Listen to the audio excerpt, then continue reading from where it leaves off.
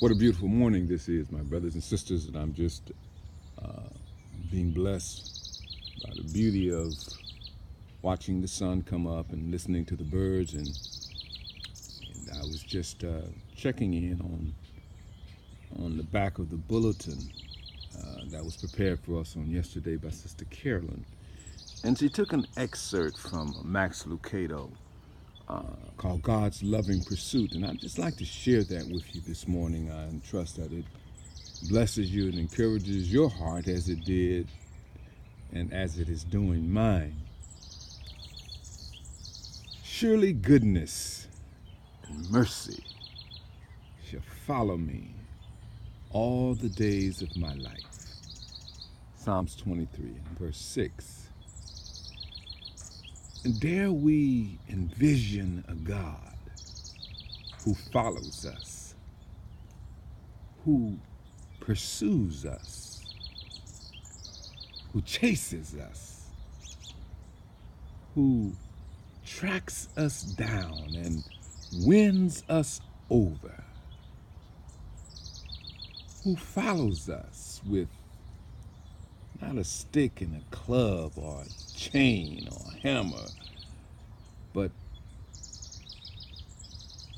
with goodness and mercy. And not sometimes, and every once in a while, but the psalmist says, who follows us with goodness and mercy all the days of our lives. That includes today, beloved. He goes on to say, isn't this the kind of God described in the Bible? A God who follows us. Moses can tell you about it. He was 40 years in the desert when he looked over his shoulder and saw a bush blazing. God had followed him into the wilderness. Jonah can tell you about it. He was a fugitive on a boat when he looked over his shoulder and saw storm clouds brewing. God had followed him onto the ocean. The disciples of Jesus, they too knew the feeling of being followed by God. They were rain-soaked and shivering when they looked over their shoulders and saw Jesus walking toward them. Their God had followed them into the storm. John, the beloved apostle, was banished on Patmos when he looked over his shoulder and saw the skies begin to open and heard a voice that said, come up here. God had followed him into his exile. You might be in a lonely place, in a lonely room, in a hospital bed, on the side of the road, in a desperate situation. But you too need to know that God has followed you there with goodness and mercy.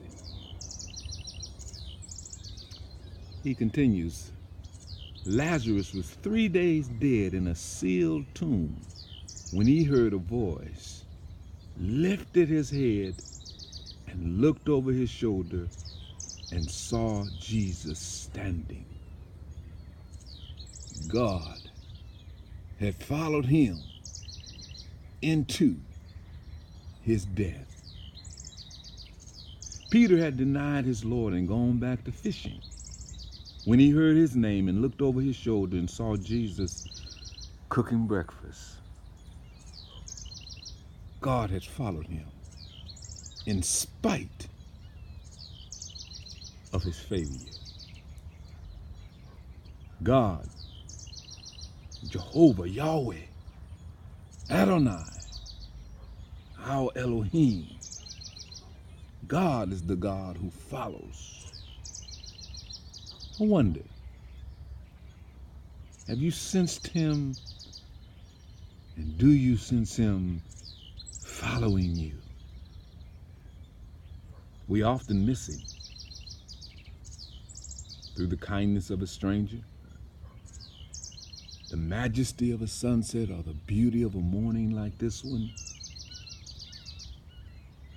the song of a bird singing, the mystery of romance, through the question of a child or the commitment of a loving spouse, through a word well spoken or a touch well timed. Have you sensed his presence, and more importantly, do you sense his presence?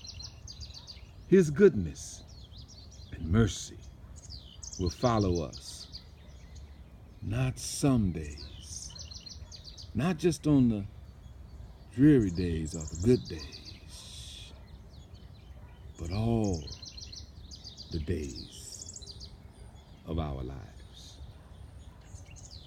And then you'll want to be able to say like David, the Lord is my shepherd. I shall not want. You see, on their own, sheep will starve. They don't have enough sense to move on to greener pastures when their own is stripped of foliage. They will wander off into traps, standing helplessly while predators stalk them. Of all God's creatures, few are more helpless than sheep. It's interesting that God calls us his sheep. We so often think that we have complete control of our lives, and yet the truth is we really are pretty helpless, pretty pitiful. We need to admit our weaknesses. I hear somebody say, blessed are the poor in spirit. Theirs is the kingdom of heaven. Or blessed are those who know their need. We need him every hour.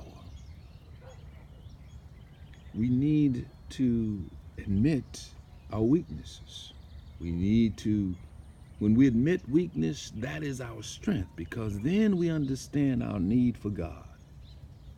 God will protect us, provide for us, guide us from place to place, and never leave us alone. He truly is the good shepherd, the best shepherd we could ever hope to find. We need a shepherd. Thank goodness, beloved, we have the finest shepherd.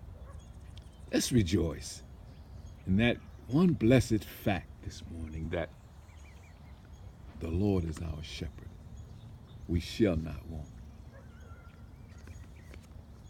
Shalom.